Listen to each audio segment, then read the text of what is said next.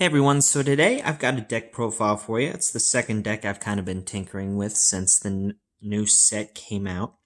It's with Ergon. He's back, and I think he's stronger now. Even with Sylphia banned, he's got some new toys to play with. I've been back and forth with what spirit is best, and I still don't know. Today's deck profile, though, is going to revolve around Fizzy. The whole reason we're running Fizzy is for the Shard Drain ability to draw extra cards. You don't really need a high mana count in this deck. A lot of stuff comes back from the grave by utilizing the offering ability.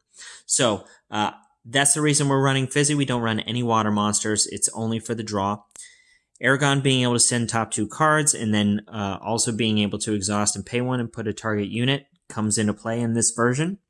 That second ability, so we'll get into that here in a second. But let's first get into the units.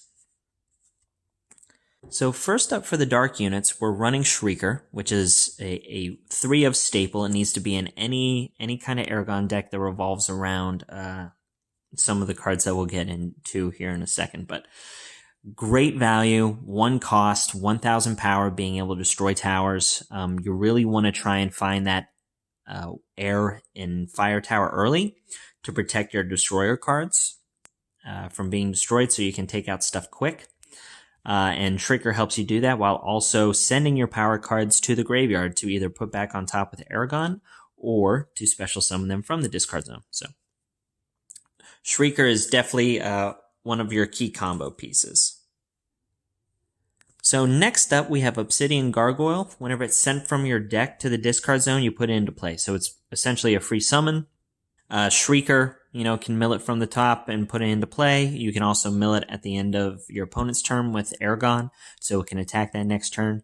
And again, it's got that 1,000 power, so you want to really fish out that fire tower or the air tower with this guy. So our next unit is Hoenna, which is a new card in this set, and she is very good. She's another reason why it's such a low curve deck. You can bring this out with Omega Magic Yami and exhaust it in offering, 5 to bring out Demon of the Evil Eye, or Catastrophe Demon, which is a destroyer to break towers really quick. So this deck can be very fast, and Hoenna is one of the main reasons for that. And also 3 costs for 2,000 power is great value within itself. So now we're going to jump right to 5 costs, and our first one is Granite Gargoyle. It's essentially a free Shrieker, milling the top 3 cards of your deck to the discard zone, and then also being able to discard any card from your hand during your draw phase and adding this to your hand instead of drawing is fantastic. I really underestimated that first effect. I thought it was going to be bad, but I was really wrong. That comes into play just as much as discarding it to send the top 3 cards of your deck. So yeah, very, very, very good card. Probably one of the better cards in this deck. It gets the engine rolling. So next we have one Gigath. I've seen a couple of these decks running multiple of these. I only like one. His protection effect's not bad. It does protect your monsters from the fire tower, so that's nice. It's definitely something that can come into play. But other than the protection counter, he really doesn't serve a whole lot of purpose. He's not a destroyer. And sometimes discarding the 10 can be costly to bring him out. But I do like the one being able to have another option to discard is really nice. And then, on-demand protection is good. But the reason I only run 1 is because I do run the 1 Demon of the Evil Eye. I would play 3 of these if I had 3, but I only have 1. The 5 cost is important because Gigath requires exactly a cost of 10. So that is something important to mention. Sorry, my camera's not focusing here. It can't be 10 or more. It has to be exactly 10. So just keep that in mind. Sorry, my camera wasn't focusing there. I was trying to focus it. But anyway, yeah. So his cost of 10 needs to be exactly 10. So 5 cost units are very important to bring Gigath back. So keep that in mind.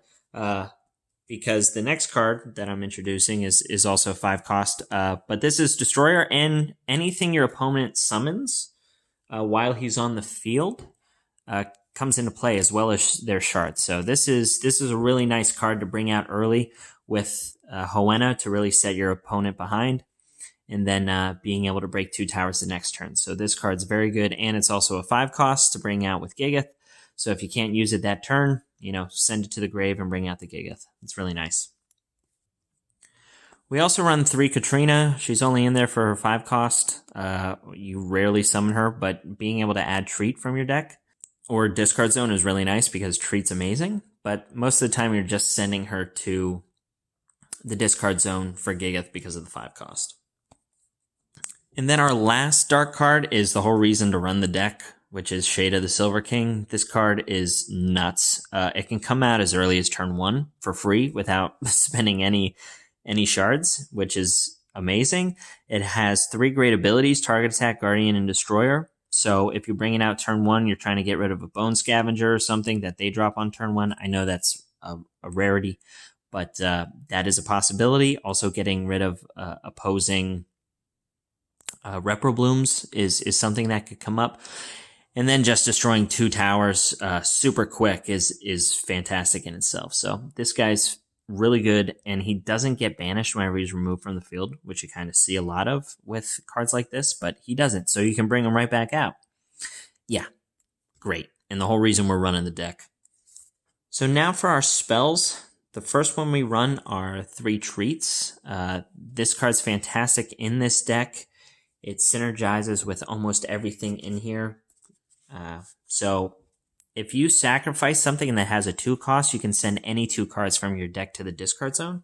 So you can send Shaded Silver King, you can send your 1 Gigath, you can send a Granite Gargoyle if you want to discard something from your hand and bring this back to your hand and mill 3. Or you can send, multiple Obsidian Gargoyles to kind of go aggro on your opponent. So Treat does a lot for the deck. It's probably one of the best cards in the entire new set. So having it in here is a no-brainer. Moving on, we also play 3 Delayed Poison. The whole reason for this is to out that turn 1 Bone Scavenger, which is a real problem for this deck. So that's the main purpose of this card. We also run 3 Ghostly Demise. This is also for the turn 1 Bone Scavenger, and also it takes care of the Reprobloom tokens. You can just pay 2 and take care of all of the Reprobloom tokens that your opponent made without even having to offering anything. So this is something to out those cards. It also can out Juggernaut because it doesn't target. So something to note there. And then the last spell we run is Omega Magic Yami. This is a no-brainer as well. We're playing a dark deck, and as I was mentioning earlier, it can bring back Hoenna and kind of get your train rolling. Being able to bring back a Shrieker or something like that if you need a quick mill 3 is fantastic. So yeah, I really like this card. I think anytime you're running dark, you should probably run it. Also, it does bring back another part of the deck, which I'm going to get into now. So the whole reason we do not run any water monsters is because 1, I wanted to keep it at 40, and 2, I wanted to run the Shard-Mech engine. Yes, I know when I was talking about this in my archetype introduction, I was mentioning how Mono Air would be the best way to run this. After some playtesting, I think there's some possibility there. I just haven't found the right tweak, to be honest.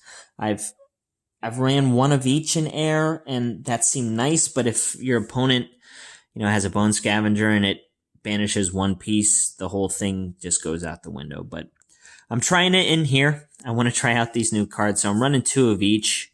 They pair nicely with Ergon. It's a very fast deck. I'm running 40, so you're seeing these cards early, and also with Ergon being able to, pay 1 and then put a target unit from the discard zone on the top.